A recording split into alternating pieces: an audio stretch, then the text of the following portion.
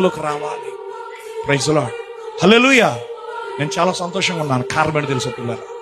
మారు మనసు పొందిన జీవితము ఇక్కడే కాదు, ఎక్కడే కాదు, ప్రపంచములో ఎక్కడ నిలబడినా క్రీస్తు కొరకు సాక్ష్యం ఇవ్వగలరు. హల్లెలూయా. ఎందుకంటే నువ్వు సంఘ సభ్యుడిగా ఉన్నంత కాలము, ఏదో ఒక సంస్థకు చెందినంత మాత్రాన నువ్వు క్రీస్తు కొరకు నిలబడలేవు. ఒక సంఘ సభ్యుడని చెప్పుకోవడం సరిపోతావు, మాదో పెద్ద సంస్థ అని చెప్పుకోవడం సరిపోతావు, మాకు పెద్ద మిషనరీ ఉందని చెప్పడానికి సరిపోతావు. కానీ నీకు మారు మనసు వచ్చిన తర్వాత నువ్వు ధైర్యముగా క్రీస్తు కొరకు సాక్షిగా బ్రతుకు.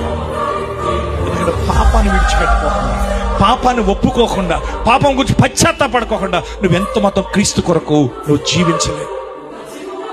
వెళ్ళి కానుకలు ఇవ్వచ్చు, నువ్వు ఏదో కొన్ని ఫ్యాన్లు ఇవ్వచ్చు, కొన్ని కుర్చీలు ఇవ్వచ్చు, లేకపోతే కొన్ని ద్వారబంధాలు ఇవ్వచ్చు, లేకపోతే పాస్టర్ గారికి నువ్వు పోషించవచ్చు.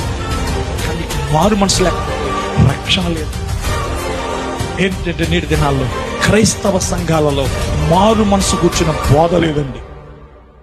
సరే, అబ్రహాము దేవతలు పూజించాడు. ఇప్పుడు దేవుడి పిలుపుని బట్టి దేవుని యొద్దకు వచ్చాడు, అనగా తాను చూపించే దేశానికి వచ్చాడు. ఇప్పుడు అబ్రహాముతో దేవుడు